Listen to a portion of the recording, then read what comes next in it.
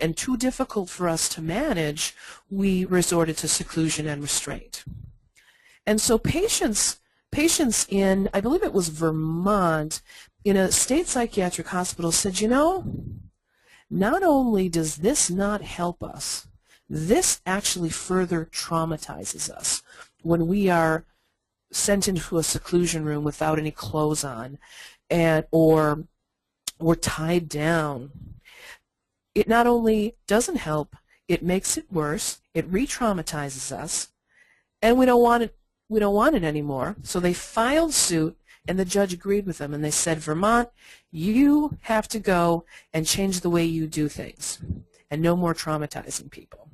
And of course, you know, faced with that sort of challenge, and then having other states begin to pay attention to that, in other places, I believe it's Massachusetts, they went on a big mission to eliminate seclusion and restraints for adolescents. And they had some interesting, really cool, creative ways of doing it.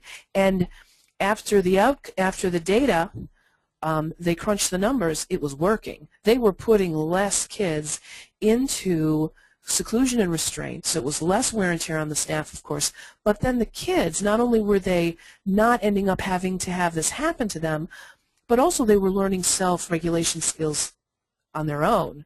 They were being offered a new way to cope with emotions and situations that they weren't handling skillfully. So that's where it began, around 1984. So rather than that old model, you know, when we're putting together the new paradigm, the questions were, what if instead of the first question that we ask a person the first time we meet them, you know, essentially the question is, what's wrong with you, right? And we may be a little more euphemistic and say, well, what brings you to us today, or how can we be helpful? But what we're looking for is the problems, right? We're looking for what's wrong. And we're developing this list of what's wrong. So everything we do is generated around this list of what's wrong, right? So what if, rather than asking that question, we were to ask folks, so what's happened to you?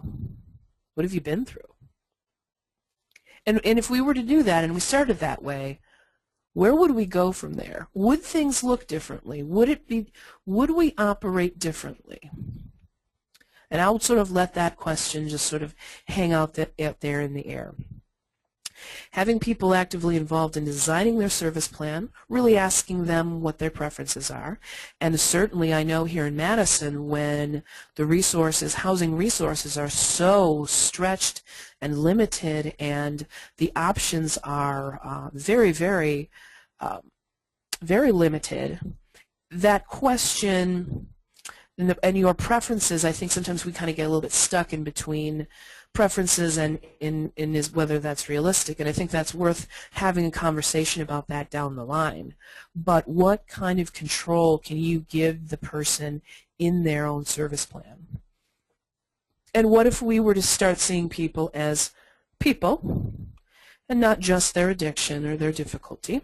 So rather than saying, you know, so-and-so is an addict, schizophrenic, a borderline, we're calling them people with these difficulties. And you can, you know, person-first language can look lots of different ways. You know, a person who's been labeled with borderline personality disorder, person who suffers from schizophrenia, person-first language kind of helps address that issue. And service providers believed in recovery and that every person could get better. And then services were healing, therapeutic, and hopeful instead of re-traumatizing.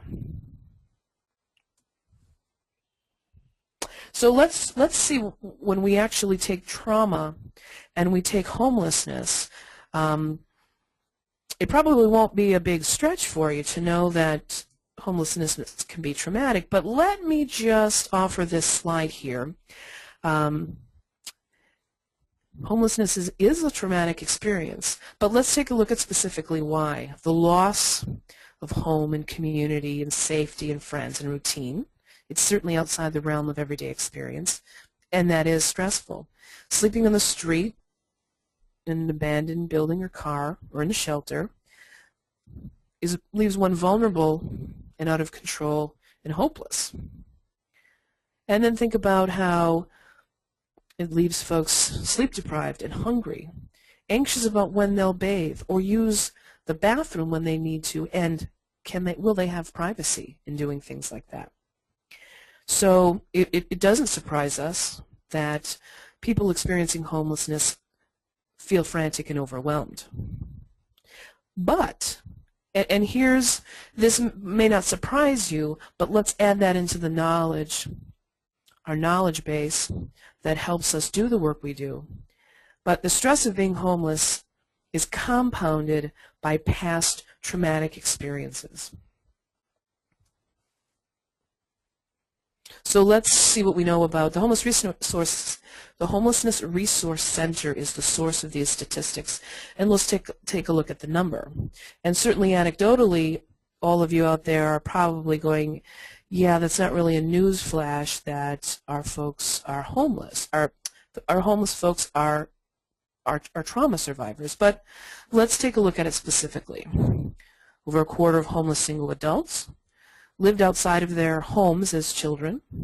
A quarter, and we might assume that to be a little underreported, report childhood physical or sexual abuse.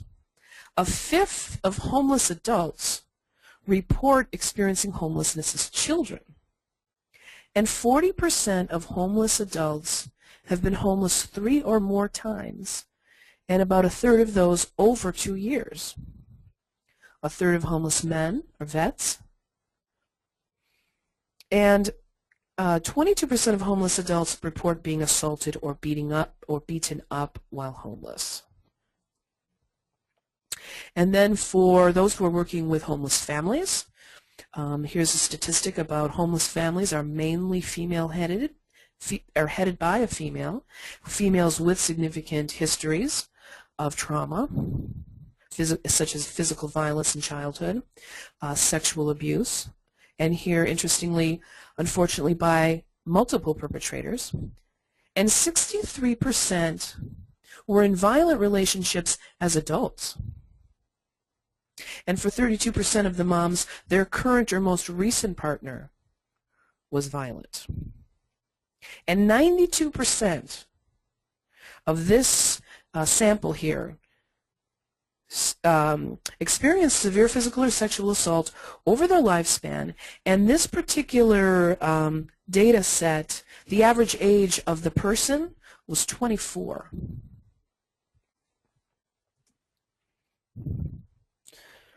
So we'll buy into the proposal that trauma-informed care has some relevance to what we do. So let's take a look at some principles. What does it mean to provide trauma-informed services?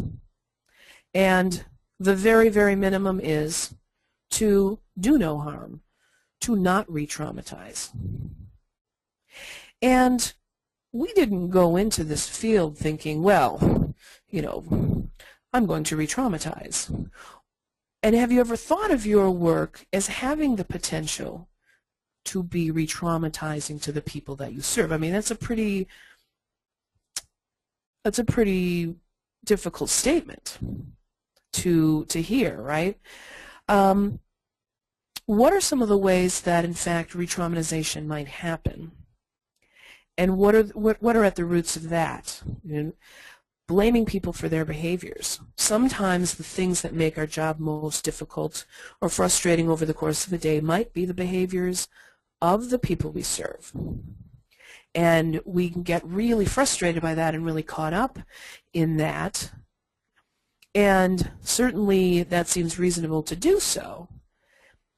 But then when we do that for too long, what happens to us, right? We are going to start to get burnt out. We're going to start experiencing vicarious trauma ourselves. And you don't have to be a therapist, and you don't have to be a case manager. You can be a shelter worker. and begin to experience symptoms of vicarious traumatization. And we'll talk more about what that kind of looks like and what we can do about that. But do no harm is the first rule. And then really understanding what trauma means is one of the keys, because what we'll learn today about trauma I'm proposing will begin to help you make sense of these frustrating things.